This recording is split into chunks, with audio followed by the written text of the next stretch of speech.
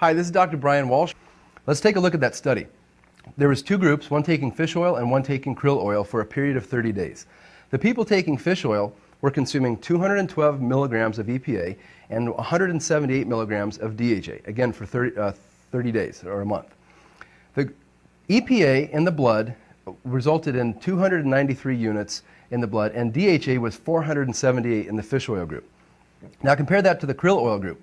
Krill oil, if you notice, they were taking about the same milligram dosage of EPA, 212 versus 216, yet at the end of 30 days, the krill oil group had almost 100 points more EPA in their blood level than did the fish oil group of EPA.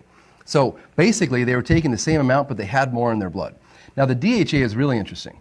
The fish oil group was taking 178 milligrams a day. The krill oil group was taking only 90 milligrams, so basically half the amount of DHA. Yet, at the outset, after 30 days, they had almost identical levels of blood DHA.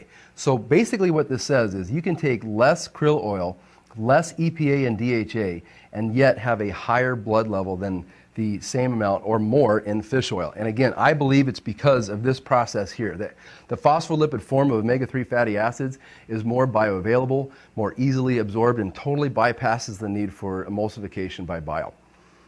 Now, one other quick component of that, the phospholipid form of DHA has found to be taken up by the brain better than the triglyceride form of DHA. And when you look at the studies of DHA and brain health, it's very clear that we want as much DHA getting into our brain as possible. So those two reasons alone for me, to be honest with you, are enough to make the switch from fish oil to krill oil. But there's more. In the fish oil industry, they try to condense as much EPA and DHA into the gel caps as possible. And to do that, they go through a process called transesterification, which is basically taking off the glycerol molecule and adding on an alcohol molecule. And then what you essentially have is now almost a synthetic fatty acid. But here's the problem. If you thought triglycerides were more challenging or difficult to digest than phospholipids, the fatty acid, after it goes through that transesterification, is called an ethyl ester form. That has been shown to be as many as 50 times more difficult to digest and absorb than the triglyceride form, which is more difficult to digest and absorb than the phospholipid form. So unless your fish oil says in the natural or triglyceride form, it's probably in that ethyl ester form. So the question is of the fish oil you're taking, how much are you actually getting into your system? And the only way really to know is to do blood levels of it. Now, again, that is enough for me to make the switch, to have it be more bioavailable, more easily absorbed, and to be able to take less yet get higher levels or equal values, at least, makes sense for that reason. The one other benefit is astaxanthin. Astaxanthin is found in krill oil, and it is a really potent antioxidant. Astaxanthin by itself has been shown to be helpful in skin conditions, improving eyesight, cardiovascular disease and heart issues, diabetes, dementia, and many inflammatory conditions like asthma, for example. Now here's the real reason why astaxanthin is probably so potent and effective as an antioxidant. Astaxanthin can actually embed itself into what's called the phospholipid bilayer membrane of all the cells of our body.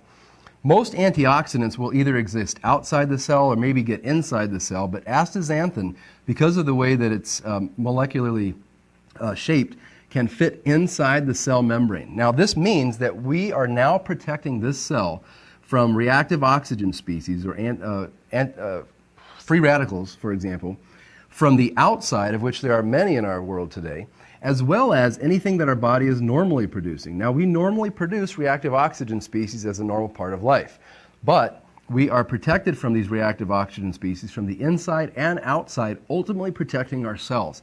And we want to keep our cells as healthy as possible because really, all disease, all symptoms is a consequence of dysfunctional cells. How many?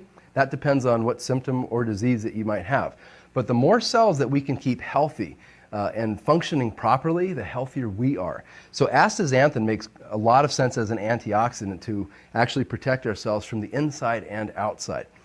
So again, there are more differences between krill oil and fish oil, and honestly, if you go online, you'll see people arguing and debating about those issues. Having looked in this deeply myself, these are the reasons that I've made this switch. Krill oil in the phospholipid form is more bioavailable, more easily digested, totally bypasses the need for bile and emulsification, and has astaxanthin.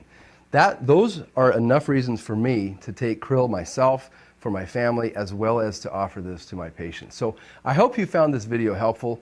I'm Dr. Stella Gilreath, head dietitian from University of Chicago. Nutrition Forest Krill Oil offers great value in terms of the omega-3, 6, and 9 contained. When purchasing krill oil, it is important to look at the content of EPA, DHA, as well as phospholipids. Another important ingredient to look for is astaxanthin, a very powerful antioxidant. The cheaper krill oils on the market will have significantly less active ingredients. I would highly recommend Nutrition Forest Krill Oil.